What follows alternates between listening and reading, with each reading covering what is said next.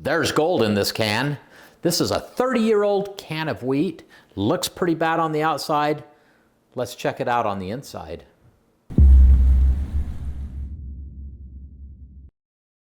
Hey, Provident Preppers, I'm Jonathan. And I'm Kylene. And quite frankly, I know that a lot of people aren't still storing wheat, but wheat is incredibly nutritious unless you turn it into white flour.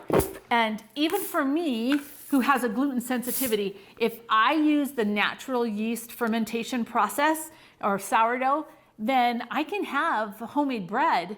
But today, I want to tell you about this. We have some cans like this. They are 30 years old. This is one of them, January of 1993. And it is now actually 31 years now. 31 years old.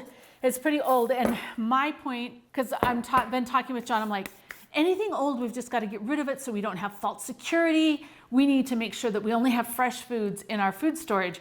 And so I brought this up and I was just going to spread it out to the chickens, right? Just let them scratch it and eat it. And then I thought, 31 years, can I sprout it? And you know what? Check this out. It's looks like cool. It needs to be mowed. Like I need to get the mower out and cut it down to. Each one of these, I soaked 2 cups of wheat overnight, and then I just started sprouting it. Now these trays are from Bootstrap Farmer, and they are actually the microgreen trays. They are intended to have like soil or something under it, but I didn't want to waste any soil when I'm doing this. And so I just put a paper towel to keep the seeds from going through, and you can see this gorgeous seed mat. But one of the wonderful things about doing this and creating fodder for either your rabbits or your chickens is that you take those 2 cups and you quadruple it. And so suddenly... So wait a minute. You're saying this is only 2 cups of wheat? This is only 2 cups of wheat. Wow. That's what happened to this, right? And the whole thing's edible. I mean, they probably won't enjoy the paper towel too much. And the paper towel pretty much like, you can't see it. It's like gone. Dissolved and not really in there anymore. But so what we've done is we've taken, in just a few days, this is about 7 days, we've taken the 2 cups of wheat, sprouted it, made it into this, with only adding water, but we've increased our food supply significantly. Okay, so hold on just a second. I'm going to feed this to the chickens. I usually do the feeding of the chickens, but how am I going to take this whole thing and just lay it out there? Am I going to cut it? So you could totally just take this whole mat out there and give it to them, but they're going to kind of fight because they're all going to think this is like the best thing since worms.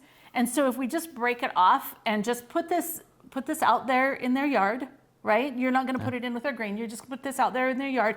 And I put it in a few different places. And the chickens are going to go crazy. They will be so happy to have this because right now it's snowy and they don't have anything fresh. And so suddenly you change their nutrient profile, what they're getting from just that nasty grain that you feed them. Yeah. to something really, really cool. So now think about it. And if you don't like wheat and you say, I don't want any, to eat wheat at all, but I have some in my food storage, think about this. You don't have to eat it. You could exchange it for fresh eggs. And then you've got protein and all this, protein and healthy fats and things from your food storage. So don't discount it. Your really old wheat, it will decrease in vitamin B content. And so you need to know that. But other than that, wheat is incredibly stable as it ages, especially, you've got to store it right. And the can is a little bit deceiving, because the can looks like, oh, there's no way that would be good.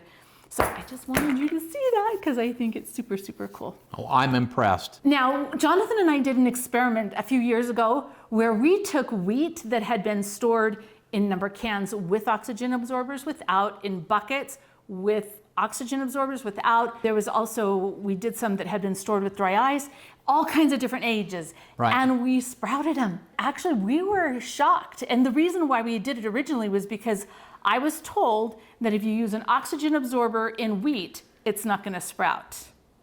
Not true. They sit on a throne of lies because it will sprout. But it was interesting to me what things didn't sprout as well.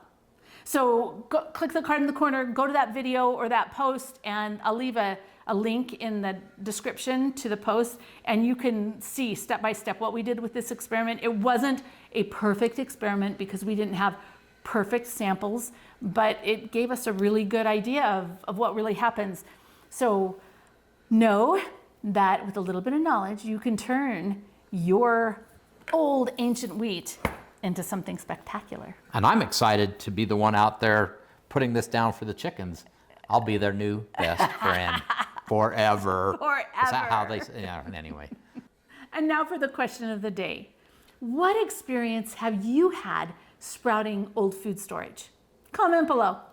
And thanks for being part of the solution.